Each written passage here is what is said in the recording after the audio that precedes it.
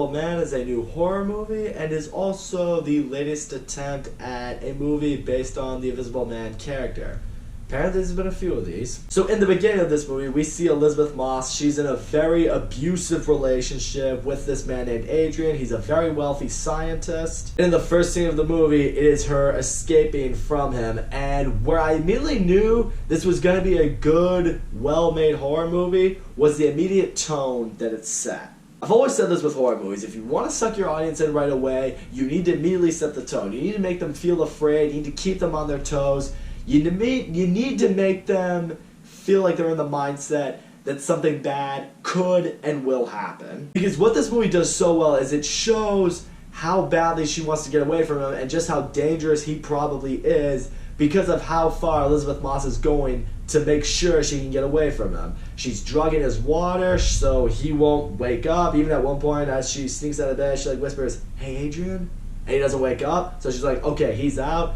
Then it's, switching all the cameras onto him so she can see every move. It's like, is he asleep? Is he waking up? Very quietly making her way out of the house. It's even at one point their dog kind of comes after her and, she's like, "Shh, you need to shut up. I'm trying to get away." She like bumps into the car alarm, that sets that off, and now she's like, "Oh shit, I need to get the fuck out of here." So, she's hopping the fence to the mansion, making it to the road. Her friend picks her up, but not before he chases right after her. Literally punches his way through the glass window of the car trying to get her out, but she and her friend then drive away. It's a really intense, definitely frightening scene because you're sitting there like, okay, this guy's insane. He's clearly bad news. And you're immediately rooting for her to get the hell away from that. Not long after that, though, while she's staying with some friends to recuperate herself, she is confronted by Adrian's brother, who's also his lawyer, and he informs her that Adrian has committed suicide, and he is now leaving her $5 million. And, at first, everything seems like it's well and good. She has all this money, she's doing some good with it, she's giving some money to this family friend of hers that's been, fostering her, basically. Until one day, some very strange shit starts happening to her. At first, it's some very subtle things here and there. Like one day, the stove goes off to the oven while she's cooking breakfast. Another day, she steps outside because she feels like she's being watched. And, it's a cold night, so you see her breath. And behind her, you see breath come out, but nothing's there, which has you like, oh boy. And then later on one night while she is sleeping, the blankets come off her. Someone starts taking photographs of her. And as she tries to pull the blanket back, she can't because she notices footprints on it, which means someone's standing on it, but she doesn't see anyone. So now Elisabeth Moss is now under the firm impression that Adrian has found a way to turn himself invisible, and now he is stalking her. And before I forget, I gotta mention it right now, Elisabeth Moss, she is awesome in this movie. I mean, immediately you are on her side because you want her to get out of this abusive relationship, but what's great about this movie is you feel her frustration because in the fact that you're there with her as the audience, you know that something invisible out there is messing with her, it's stalking her, it's haunting her.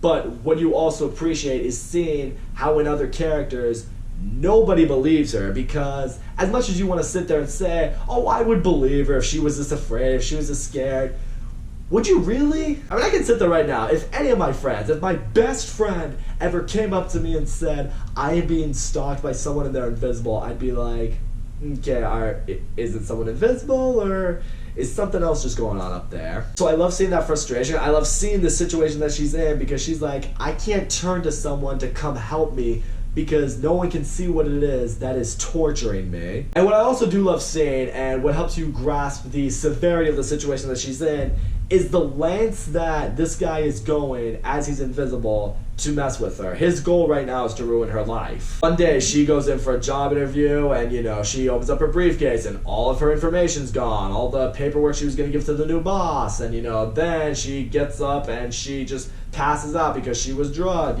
setting a bad example to the people trying to hire her. Or also one night she's just talking with her friend's daughter and at one point something just hits the daughter across the face, and the daughter's saying like, this woman hit me, Elisabeth Moss, she hit me, and she's like, no I didn't, something invisible hit her, but it's like, that sounds ridiculous. No one would ever assume that. The movie's also very effective with its setting. It's very creepy. You don't entirely know what to expect or when something's gonna happen. The movie, it does rely on jump scares a few times, but what I appreciated was the jump scares they used not only were they effective, but they weren't like cheap jump scares. There's one scene in particular you might have seen in one of the previews. I didn't. I avoid previews typically if I can.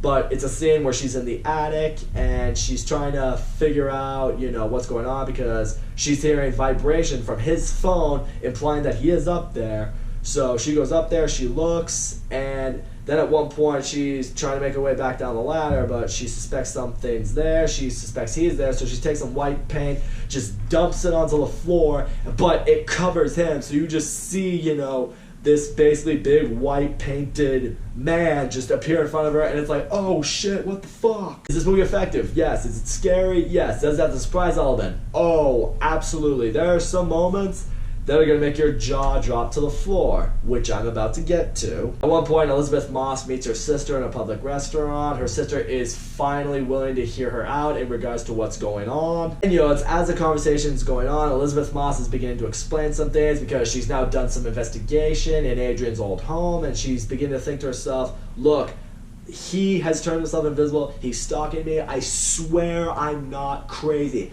I literally found an invisible suit in his home. He must be wearing that. He must be using that.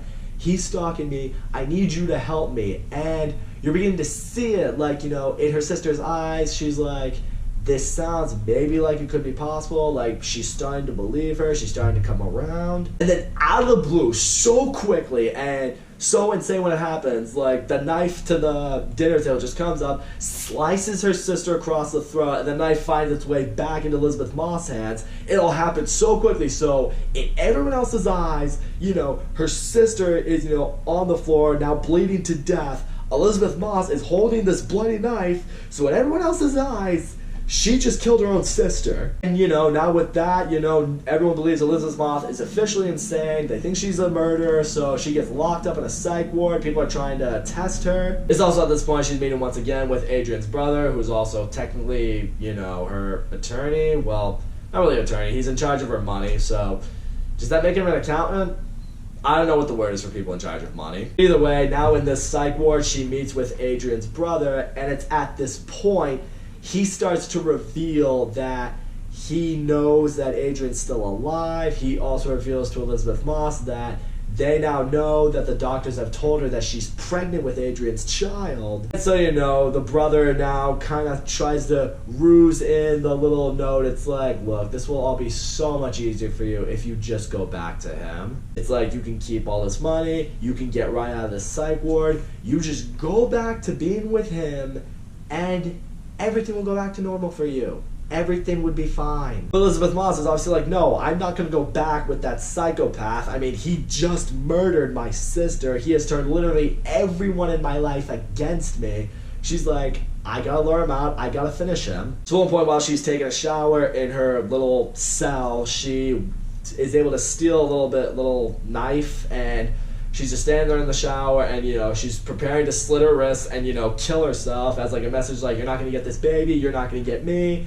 And he wants to prevent that from happening, so the Invisible Man once again jumps out, stops the knife from happening, but then she just starts stabbing the fuck out of him with it. Now the suit is like faltering, like it's like flickering on and off, so now it's like at some point you can see him, at some points you can't. The guards are also now starting to become aware of this, but because he's invisible, they can't see him, so he's taking guns, just shooting them all down. She's chasing him into the parking lot, and at this point the figure confronts her. It's like, we're not gonna kill you, but that little girl from that family you've been staying with, maybe I'll just take care of her. Now it's a race between the Invisible Man and Elisabeth Moss to get to this house to prevent the little girl from getting killed. I will say, it's at this moment the movie did begin to get a little bit predictable for me, and I'll explain why it became predictable. But first, Elisabeth Moss, she shows up, she throws some flour on the Invisible Man, now she can see him, and she just shoots him down, and he falls to the ground dead. So some people were probably thinking like, oh shit, she got him, he's dead,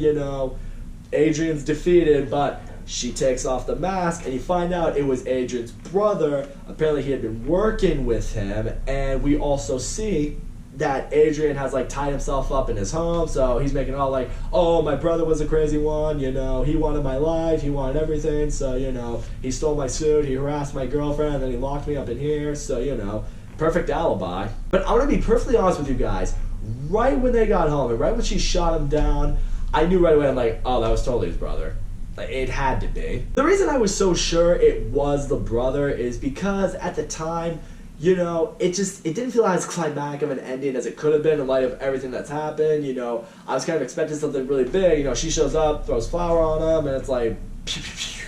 Oh, okay, well, he's dead, it's over, movie's over, we're done. I who knows, maybe I was one of the few people who suspected it, but, you know, pretty quickly I knew it was the brother. I will say, it's also around this point, I mean, it is towards the end of the movie, so they do have to wrap it up, but I will say, as far as endings go, it was a little bit of an anticlimactic ending in total, because what happens now? I mean, everyone now believes her, you know, she still has to get Adrian to confess to her that he was harassing her. He was the Invisible Man, you know, for most of this movie. So she has her cop friend sitting outside, she's wearing a wire, she goes into his mansion to have dinner with him, they start talking, but no evidence is coming out of his mouth, none that they can really convict him with. At one point, though, as she is talking to him, you know, he kind of starts saying some stuff that Elisabeth Moss has flashbacks towards, like, you know, little subtle messages he was sending to her while he was invisible. So what she very wisely does is she, again, arranges it for the hidden cameras in the house to be directed solely on him.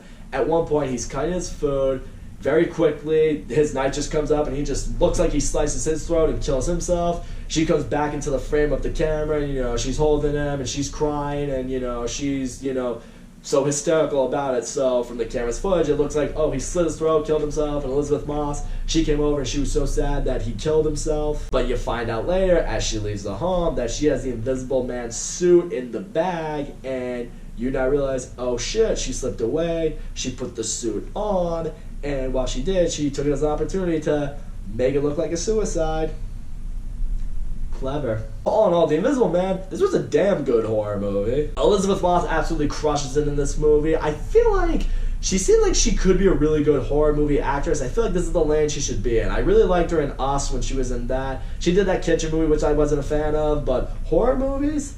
I think this is what she should stick with. She's very good at these. Attention to this movie, you could cut it with a knife. The movie is so suspenseful. You don't really know exactly what's gonna happen. You don't really know how this guy is gonna mess with her. I love how the movie puts her in that predicament. It's like, you know, she's in a state right now where someone's messing with her and no one's gonna leave her story because it is a ridiculous story. I love how it also kind of goes with the fear of the unknown a little bit because, you know, when something is invisible, when you can't see what it is that's haunting you or troubling you, it becomes a little bit more scary. It's kind of like when you were a kid, when you were younger, and you heard a noise in the middle of the night, you had no idea what it was. Okay, you know, I wasn't a kid, this was maybe 2 nights ago, but it doesn't matter. The point is, at times when you hear something, maybe a creepy sounding noise, you don't know what it is because you didn't see it. And now your imagination runs a little bit wide, and now you're a little bit more afraid.